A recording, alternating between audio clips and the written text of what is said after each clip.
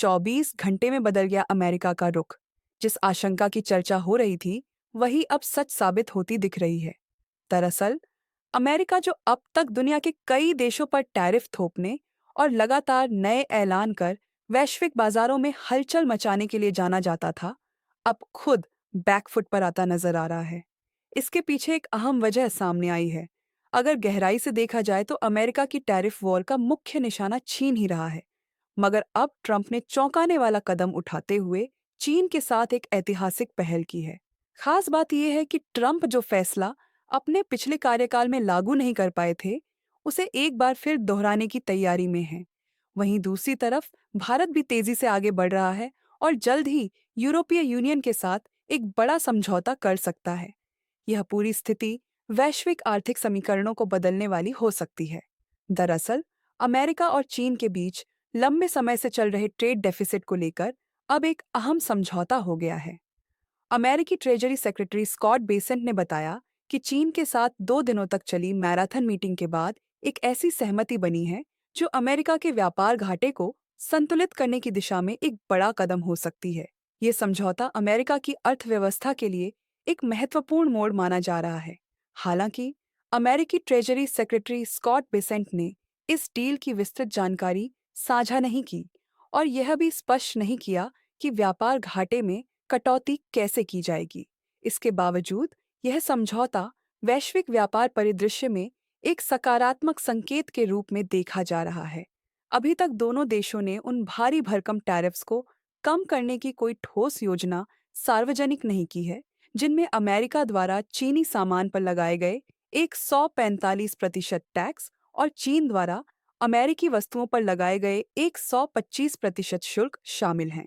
बावजूद इसके, अमेरिकी ट्रेड रिप्रेजेंटेटिव जैमिसन ग्रियर ने इसे उम्मीद की एक नई किरण बताया है।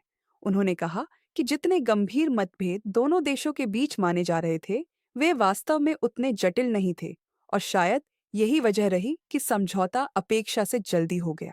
इस डील से यह संकेत भी मिलता है कि अमेरिका का $1.2 ट्रिलियन का व्यापार घाटा अब नियंत्रण में आ सकता है, जो देश की आर्थिक स्थिरता के लिए एक बड़ा कदम होगा।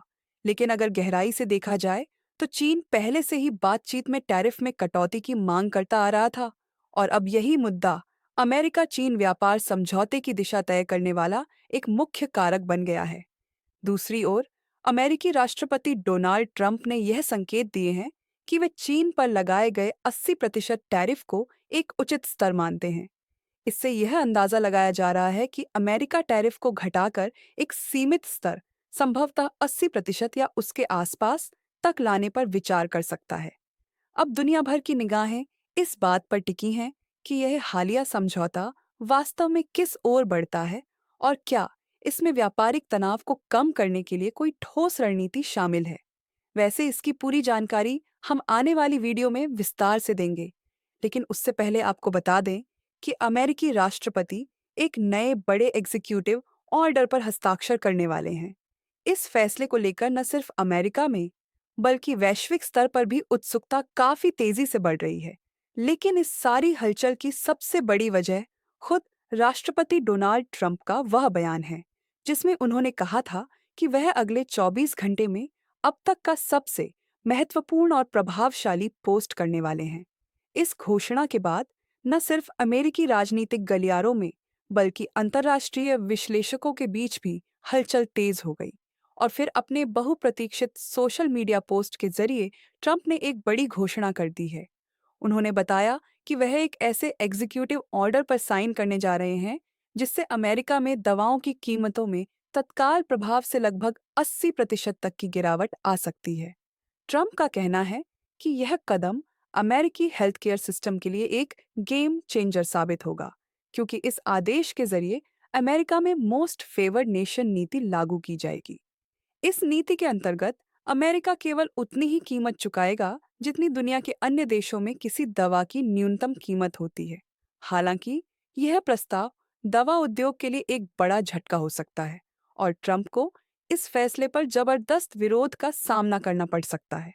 गौरतलब है कि ट्रंप ने अपने पहले कार्यकाल के अंतिम दिनों में इसी तरह के एक कार्यकारी आदेश पर हस्ताक्षर किए थे, लेकिन अदालत ने उस आदेश को लागू होने से रोक दिया था और बाइडेन प्रशासन के दौरान यह प्रस्ताव ठंडे बस्ते में चला गया।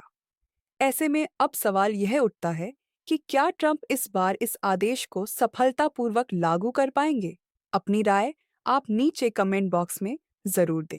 लेकिन इन सब के बीच जो एक और बड़ी खबर सामने आ रही है, वह ये है कि भारत अब यूरोपीय यूनियन ईयू के साथ मिलकर एक महत्वपूर्ण रणनीतिक समझौते की ओर तेजी से बढ़ रहा है, जिसकी घोषणा जल्द ही की जा सकती है।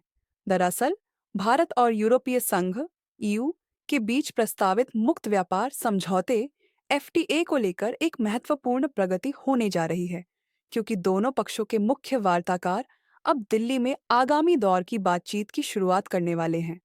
इस वार्ता का उद्देश्य समझौते के पहले चरण को शीघ्र अंतिम रूप देना है, ताकि वैश्विक व्यापार की वर्तमान अनिश्चितताओं, विशेष रूप से अमेरिका द्वारा लगाए जा रहे टैरिफ के बीच एक स्थिर और रणनीतिक साझेदारी की दिशा में तेजी से कदम बढ़ाया जा सके। दोनों पक्ष पहले ही इस बात पर सहमत हो चुके हैं कि एफटीए को 2 चरणों में लागू किया जाएगा, ताकि प्रक्रिया को ज्यादा व्यवहारिक, सुगम और रणनीतिक बनाया जा सके।